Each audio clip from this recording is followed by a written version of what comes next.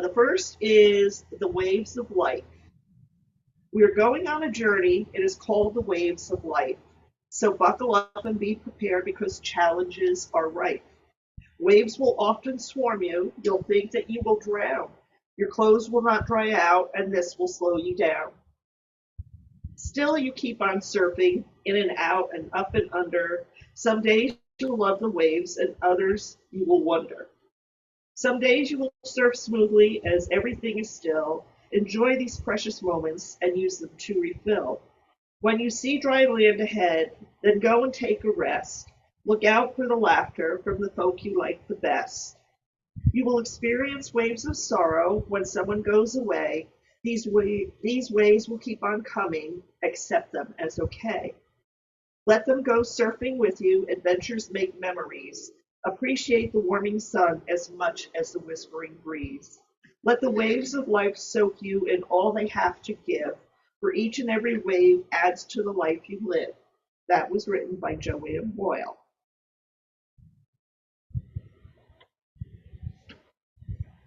The next one I have, because I just came from a trip of driving, um, this is from Be a Good Human. Drive carefully on this road called life, because people will switch lanes on you without a signal. Very true. You never know what's around the next bend or who will suddenly cut you off. Very true. But don't let that stop you from enjoying the journey. Take in the sights, appreciate the scenic views, and make the most of every mile. Remember to buckle up, be patient, and always keep a safe distance. Life is full of unexpected twists and turns, and you'll encounter all sorts of drivers along the way. Some will speed past you, while others will crawl along. Some will be courteous and let you merge, while others will honk and gesture. But don't let their behavior dictate your journey. Stay focused on your own path and keep moving forward. And when someone does inevitably switch lanes without a signal, just take a deep breath, smile, and keep on driving. Don't let their recklessness ruin your trip. Instead, use it as an opportunity to practice patience, empathy, and understanding. After all, life is a journey, not a destination. The road may be long and winding, but with the right attitude, you'll arrive at your destination feeling fulfilled, grateful, and ready for whatever comes next. So drive carefully, drive kindly, and enjoy the ride.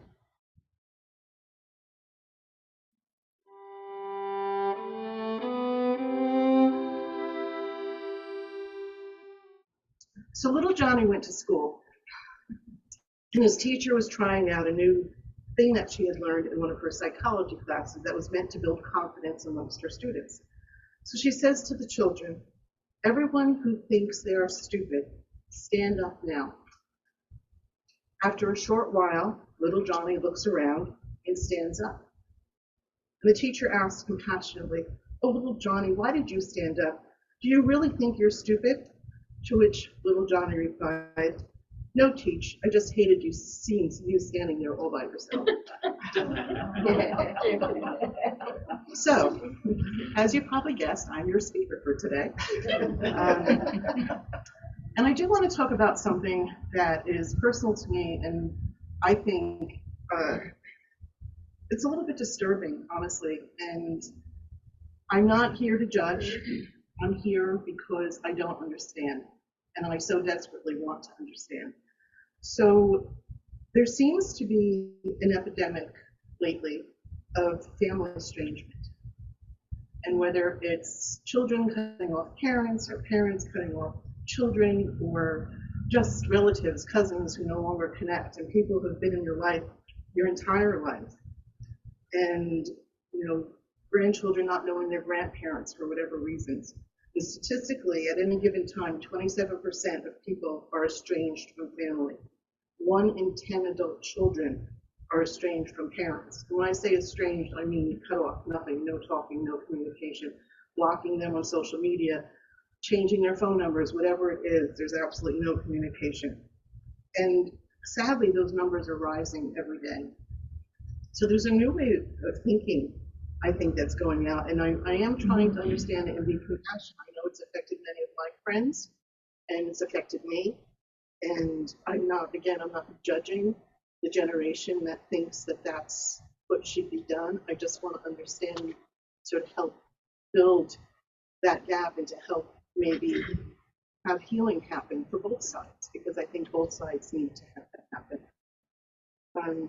And I do believe, and I'm not saying that it's not justified all the time, if there's physical abuse, severe mental and emotional abuse, it could be warranted. But I think in a lot of ways, what I used to consider abuse, the definition of abuse perhaps has changed a little bit. So for me, growing up, and I never thought I would say this, never thought I'd say when I was growing up, because that's something my grandmother said. But I guess I'm there, so I had the right. So when I was growing up, parents still hit their children as a form of discipline. It was the norm back then. It was accepted. As a matter of fact, I remember one little girl who used to come to school, and she was always dressed in beautiful little dresses. Her hair was always perfect, and she had this beautiful curly hair. And everybody was talking about how their parents spanked them for this, or they got hit for that, or whatever. And she just looked at all this, and my parents never hit. And everybody laughed at her. They just thought, wow, what a weirdo. She never did anything that she deserved to get hit for. But right or wrong, it was the way that it was. I mean, even in this room, I'm sure many of you can raise your hands if I said, were you ever spanked or smacked or, disciplined in that way by your parents? And if you weren't, beautiful. I have to say, because of that and because of dysfunctions and habits in my own family, I promised myself I would never do that to my children. And my children never felt my hand. Only love. But still, I wasn't the perfect parent. And it is what it is. It's everybody's perception of what their life is like. And I think growing up, we knew that there would be consequences for our actions and there would be discipline, and we expected it. And sometimes being a little naughty was worth it. So we did it anyway. But no one cared about our emotional well being. We never heard that. At least I didn't growing up.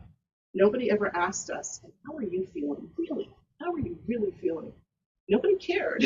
And not to say that we shouldn't, we should. But we got up in the morning, we did our chores, we went to school, came home, did our homework, played outside with our friends, and were totally unattended until the street lights came on and you knew that you better be home on time for dinner, right? And we had to figure things out for ourselves. We had to figure out how to deal with our problems and how to deal with bullies and emotions and all that stuff. And we weren't catered to. We weren't driven around everywhere we needed to go.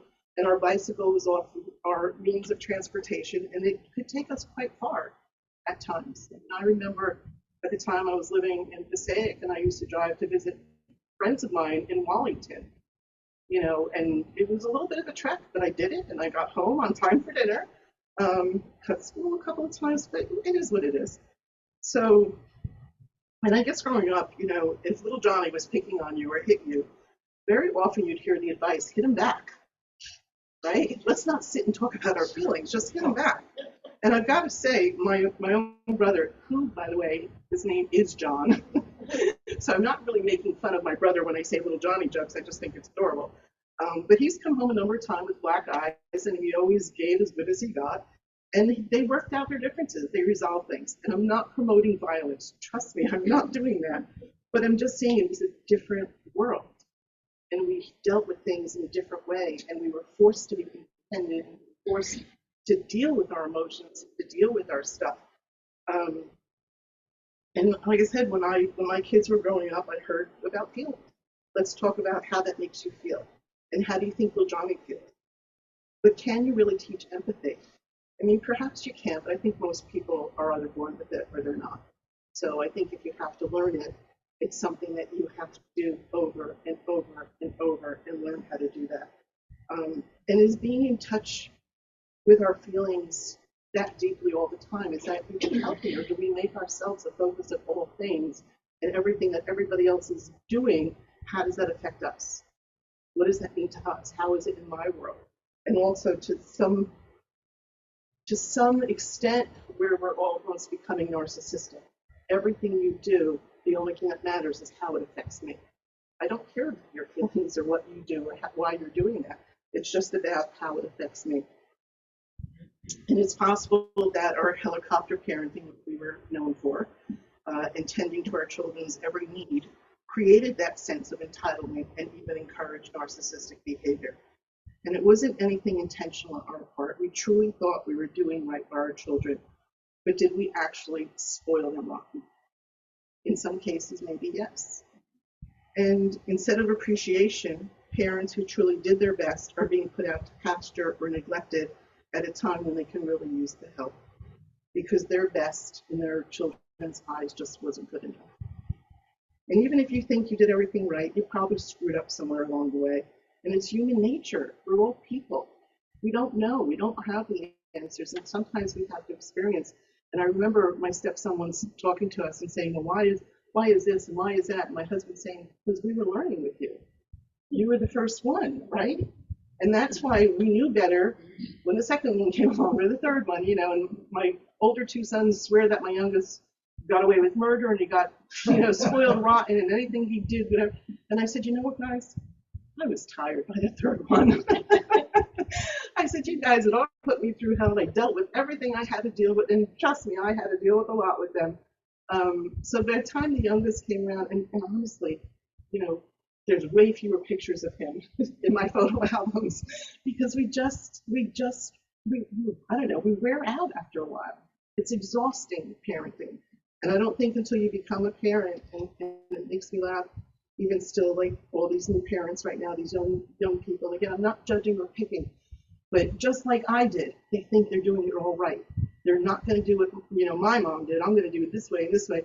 And guess what? Their kids are still going to grow up just like my kids did, and they're still going to hate their parents at some point in their life. And the first time, you know, the child looks at you and says, I hate you. But it happens. How many parents really haven't heard their child say something really horrible to them? And if you haven't, and if you've always been that loving, kind, supportive, then that's a beautiful thing. So I'm not addressing this to you. I'm not addressing this to anybody, like I said, who's had a bad, really bad, traumatic relationship with parents. I'm addressing this because now it seems like it doesn't take much for children to cut off their parents. And that's the part that I'm finding very disturbing. So the thing that I have a problem with is that they're not even willing to have a conversation. And again, growing up, we were kind of taught, you talk about it, you work it out, family is important. You go to counseling together if you need to, you figure out how you can stop hurting each other. But there's this new school of thought, just walk away. And I've had friends that happened to who had grandchildren they were attached to. They moved closer to be with their daughter and grandchildren, only to have the daughter bring up something that happened when she was a child. And it wasn't even anything you would think was mind-blowing or dramatic. It's just the way she dealt with a particular situation. And the daughter totally cut her off. Took the grandkids, don't ever call me, don't. And it's just, and her mom just passed away, so this would be the daughter's grandmother. And there was not even a moment of compassion to say, I know we're not talking, but I'm sorry you lost your mom. There was nothing. And to me, that's just heartbreaking. And I could tell you, this is a friend of mine that I've had since elementary school, and she's a beautiful, beautiful person, and I know she was a wonderful mother. And she doesn't deserve that kind of heartbreak. So I don't understand, you know, instead of healing, they're just looking for avoidance and denial, and they're just walking away. And I know with my own son, you know, the answer to all these issues that he had brought up, and I wanted to address them. And he just said, let's pretend this never happened and go on. But you don't. You don't go on, because relationship is never the same after that. So it's very sad, but you have to learn to live with that. You have to accept it. And this is the part where I said to remove the judgment, because they need to figure it out. The same way we had to figure out our stuff growing up. They need to figure out what's important in their lives. And quite honestly, if me not being in my son's life brings him peace, then I'm happy to step aside and let him have peace. Right? It is what it is. And sometimes you just have to make that sacrifice. It's not what I want, believe me, because most people who know me know that I have this big heart and I just want to love everybody. And I feel like not just me, but my granddaughter's missing out. So we did try to work things out growing up, and sometimes it worked, sometimes it didn't. But if you truly love someone, you at least give it a shot before you decide to walk away. And I know no matter what I went through as a child, I would never, never have abandoned my mother. If anything, I only had more compassion for her because of all she suffered in her lifetime. I would have protected her with my own life, and I would give anything to have had her longer in the physical world. Of course, this doesn't apply to all parents or all adult children. As I said, there seems to be an epidemic and the numbers are rising. If adult children are seeking counseling, they're going to their peers who have the same mindset. So walking away and cutting off all communication is a fair option to them. And perhaps sometimes it is warranted. Again, I'm not judging when there's really a situation where it's necessary.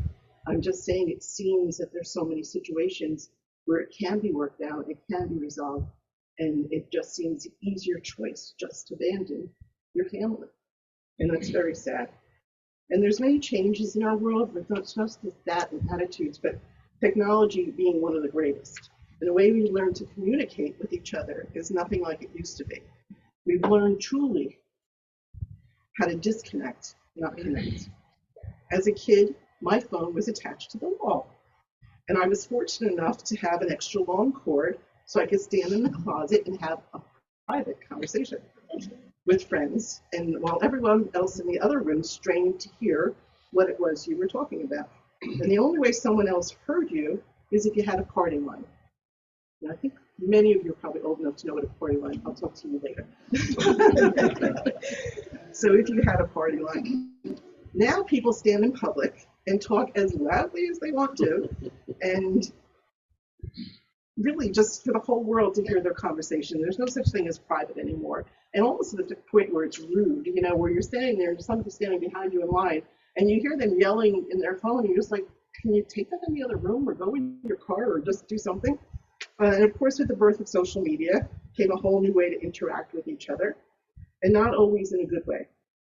People actually troll pages and feel free to judge and blurt whatever it is on their mind. And I happen to be on a particular site, and one of my older son's friend is on that site, and I asked him, why are you commenting?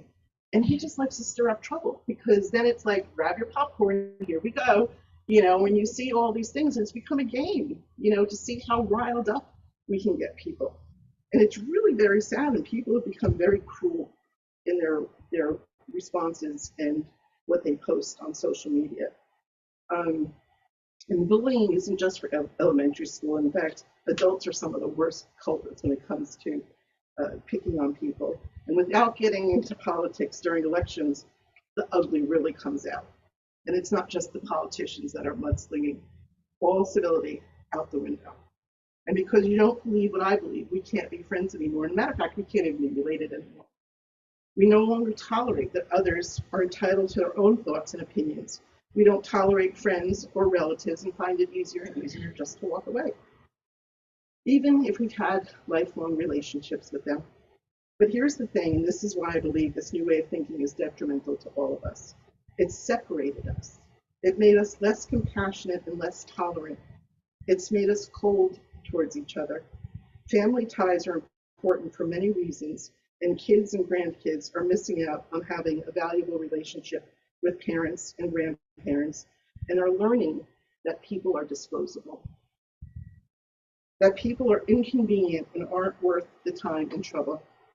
It's so contrary to my thinking that all life matters, and before all else, people matter the most. When I was a little girl, I spent many hours playing cards with my grandmother. There was no computers or electronics, just my grandmother and a deck of cards. We played 500 rummy for hours, and it should have been 5 million rummy by the time we were done at the end of the day. And she also taught me how to play poker. But we did play once when I got older with a bunch of friends, and she made me give all the money back. But she taught me well because I won. But the most important thing and the valuable thing about that time we spent together were our conversations, because there isn't anything that I couldn't talk to my grandmother about. And I would listen to the stories she had to share and to her life experiences and to learn from her life experience. And even though we know I could tell you what to do, you're going to do what you're going to do anyway, because you have to experience it for yourself. I got that. but it was nice to have a different point of view and to see how other people dealt with some of those situations. And when we weren't playing cards, I was in her kitchen and attribute my cooking skills to all the time she spent teaching me. And I miss that kind of connection with loved ones. And there's no interest, unfortunately, to pass down those skills to anyone in the family.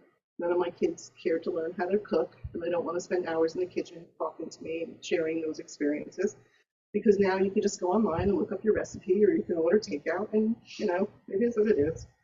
But a healthy relationship with family gives you a bond with people that you can trust, who have your back, who know who you are and where you came from and love you no matter what.